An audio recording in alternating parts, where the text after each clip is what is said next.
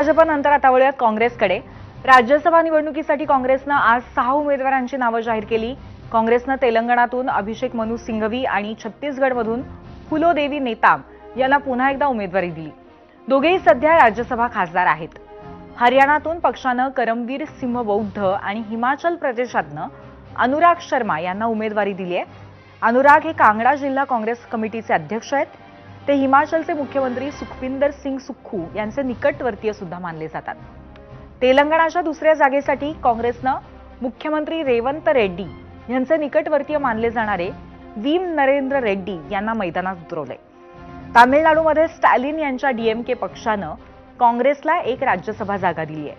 काँग्रेसने इथून M Christopher Tilak यांना उमेदवारी दिली आहे। या सर्वांनीच आज आपले उमेदवारी अर्ज दाखल केले। त्यानंतर वळूया पश्चिम बंगालकडे। राज्यसभेच्या पश्चिम बंगालच्या 5 जागांसाठी निवडणुका होणार आहेत। त्यासाठी तृणमूल काँग्रेसच्या 4 तर भाजपच्या एका उमेदवारांनी आज उमेदवारी अर्ज दाखल केले। तृणमूल काँग्रेसकडून अभिनेत्री कोयल मलिक, माजी पोलीस महासंचालक राजीव कुमार, वकील मेनका गुरुस्वामी आणि गायक बाबुल सुप्रियो यांनी अर्ज दाखल केलाय। कोयल मलिक ही पश्चिम बंगालमधली प्रसिद्ध अभिनेत्री आहे। तिचं मोठं फॅन फॉलोइंग आहे।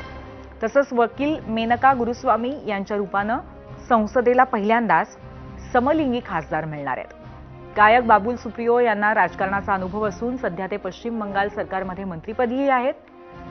तृणमूलची निवड आगामी विधानसभा निवडणुकीसाठी महत्त्वाची मानली जाते।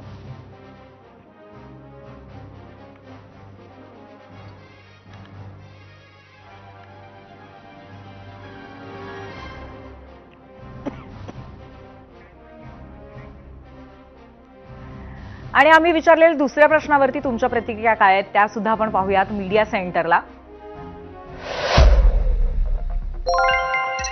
एक्सपर्ट